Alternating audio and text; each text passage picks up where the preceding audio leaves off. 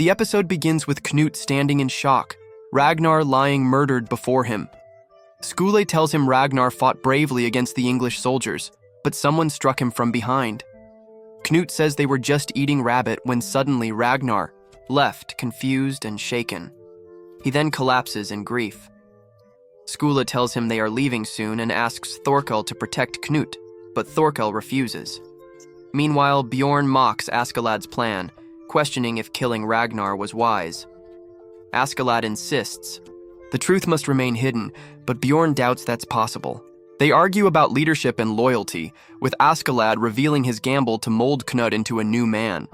If Canute fails, he will kill him. Then we see the English captain being tortured by Askeladd's men, refusing to give information. Askeladd justifies their violence with a history lesson, claiming the land doesn't belong to the English. Suddenly, Eir arrives, warning that many enemies approach from the south. The threat of Thorkel's arrival terrifies them. Later, the group abandons Ragnar's body, causing Canute to scream his name in sorrow. Tensions rise among the men, and betrayal brews as some plan to hand Canute over to Thorkel. As the bridge is destroyed to slow their pursuers, Thorkel's men arrive, killing 3 instantly, and panic spreads among the group. The next episode begins with the group surrounded, and they are told that if they want to join, they must wash themselves in the river and cross it. Dolphin insists that Thorgrim only needs his comrades and asks the rest to leave. Then the intro rolls.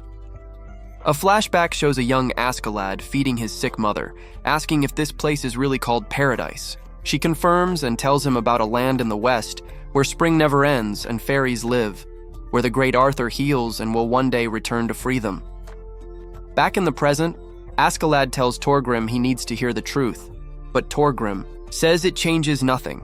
Askeladd admits they've shared more than 10 years of friendship, but suddenly Skule declares he hates them all and kills 2 men. In the chaos, Bjorn shouts for everyone to grab the prince, and a bloody battle begins. Thorfinn tries to act but has no more knives.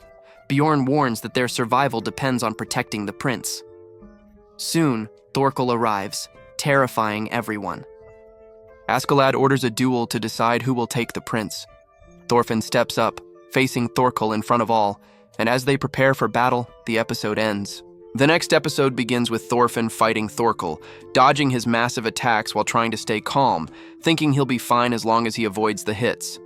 Thorkel attacks again, and his men cheer in excitement. But Thorfinn notices that despite his efforts, there's no blood, guessing Thorkel might be wearing chainmail. Thorkel praises his courage and asks if he got it from Thor's, leading to a discussion about Thorfinn's father and his royal lineage. Thorkel challenges him to entertain him more before he reveals the truth. Thorfinn swears he'll fight, but can't promise to keep him alive. The scene shifts to Canute unconscious, dreaming of Ragnar. They share an emotional farewell where Ragnar apologizes for raising him like a farmer's son, not a prince, and Canute admits he never wanted to be a prince. Ragnar fades away, and Canute wakes to see Bjorn fighting. Askeladd and Thorkel continue clashing, both recognizing each other's strengths and weaknesses. Meanwhile, Canute reflects deeply on love and meaning, declaring that perhaps death is what completes a person. The episode ends with Canute standing with new resolve, declaring he will build a new paradise on Earth, as Thorfinn prepares for the next blow from Thorkel. The next episode begins with Thorkel approaching the unconscious Thorfinn, puzzled by his size and strength. As Thorfinn regains consciousness, he insists he cannot afford to rest. Thorkel, amused, gives him time to recover, intrigued by Thorfinn's connection to Thor's. He reveals Thor's was once known as the Troll of Jom, and was so powerful that the Jomsviking chief Sigvaldi gave him his daughter Helga, Thorfinn's mother. Thorkel then claims to be Thorfinn's great-uncle, and recalls how Thor's faked his death and vanished after a failed battle. In a flashback, Thor's returns to Jomsburg with Helga and a young Thorfinn, but is soon recognized and confronted. After a tense moment, Thor's declares he is done with war and leaves. Back in the present, Thorfinn challenges Thorkel, but without a weapon he struggles until he lands a blow. Meanwhile, Canute awakens from a vision of Ragnar, realizing the meaning of love and purpose. He stands tall, declaring an end to the meaningless bloodshed. As tensions rise, Canute's new resolve shocks everyone. He boldly states he will no longer be a tool of war, but a leader with purpose. Thorkel, impressed, agrees to follow him. The episode ends with Canute earning the loyalty of warriors and a new chapter beginning.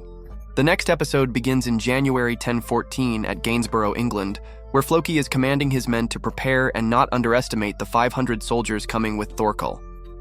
Another man mentions the rumors about Prince Canute, which Floki dismisses, saying Canute could never join Thorkel.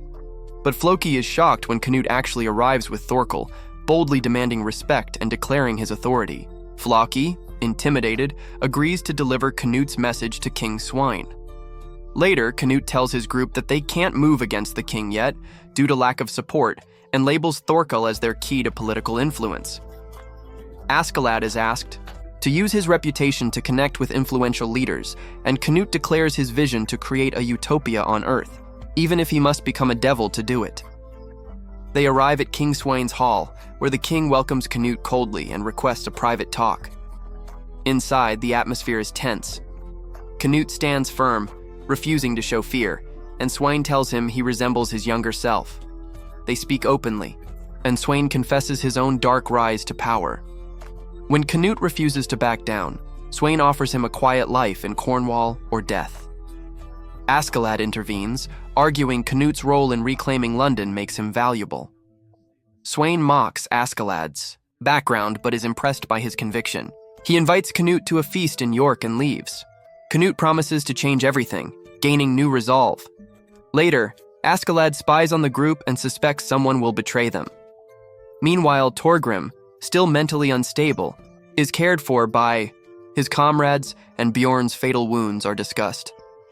Askeladd gives Atli money to return home and start a peaceful life, warning him never to fight again, or he'll kill him. The episode ends with everyone preparing for the next phase of their plan.